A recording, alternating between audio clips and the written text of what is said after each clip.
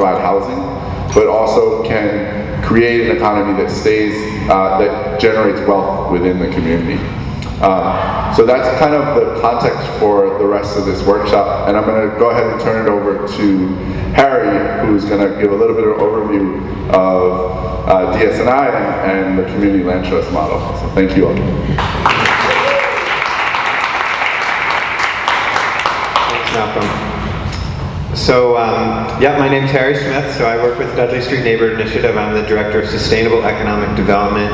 I'm also the Director of Dudley Neighbors, Inc., which is our community land trust model. We're not a huge organization, so we sometimes wear different hats, but that was an intentional move. I'll talk about that in a second. So I'm really happy to be here today. This is following up on some conversations we've been having with Right to the City and some of our allies in Boston, City Life, Either Urbana, and Chinese Progressive Association, and other groups that are looking at really exploring the land trust model as a way to take real community control over land and property in their communities. Just a brief mention about DS&I. So we are almost 30-year-old community-based organization. We started in 1984. We work in the Roxbury, North Dorchester area of Boston. It's only about 2 miles from downtown Boston. When we started, we had the same situation as a lot of communities that Malcolm just mentioned, which was very deflated property values. There had been a lot of arson for profit. There were over 1,300 vacant lots in a 62-acre area. So for those of you any of you who spent time in the Roxbury, Dudley area back in the late 70s, 80s would know what it looked like. And a lot of people had burned down their houses, got the insurance money taken off. There was a checkerboard of vacant lots and abandoned property. DS&I first organized a Don't Dump on Us campaign because there were more than 20 illegal trash transfer stations. People would just come, dump their construction debris, stolen cars, everything else. One of our first campaigns was to get rid of stolen cars that had been abandoned, and the mayor's office wasn't doing anything about it, so we went to this campaign office and got vote for Ray Flynn stickers and put them all over the abandoned cars, and they all got removed within 48 hours. And so little campaigns like that, just trying to clean up the neighborhood. From there, we realized we really needed to have control of the land in order to just avoid the boom and bust cycle that was happening. So we initiated the Take a Stand, Own the Land initiative, which led to a decision to explore the community land trust model and to look at the power of eminent domain as a tool that we could use. And after a lot of organizing, we were one of the first, I think the first and maybe only community group that was ever granted the power of eminent domain by a municipal authority. We're still the only. And that eminent domain only related to land, so it wasn't occupied houses. We couldn't come. Eminent domain was and remains a very sore topic in Boston for the urban removal that happened in South End, West End, City Hall Plaza, a lot of neighborhoods where people were just forced out. We turned it on its head, and we used it to get people to come to the table. We actually never really used eminent domain. We used it mostly as a tool, because a lot of the absentee owners just refused to come to the table.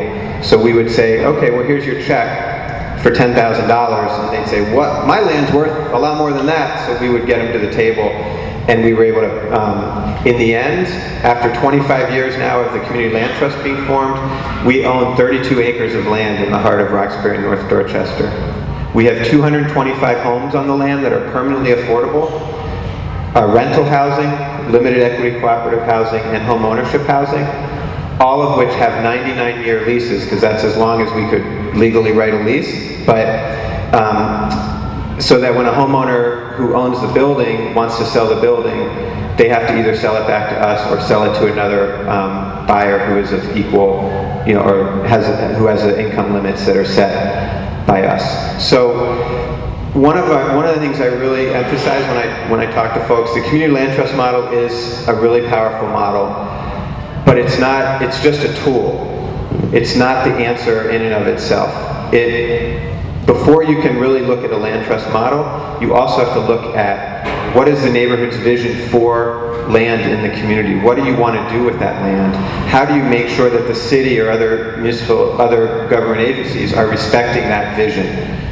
So what we did is we actually, which is just as powerful as the Community Land Trust, we have a signed memorandum of understanding with the city that any city-owned vacant land in our neighborhood, or any land that needs any zoning variances, has to come through Dudley Street Neighborhood Initiative for review before it can go out and be approved by the city.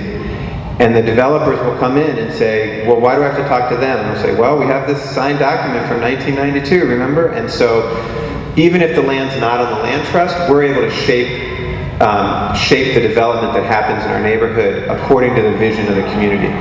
So that's just a really important point. The land trust is a key tool, but it is a tool. It's not the answer to everything. So I would say that in terms of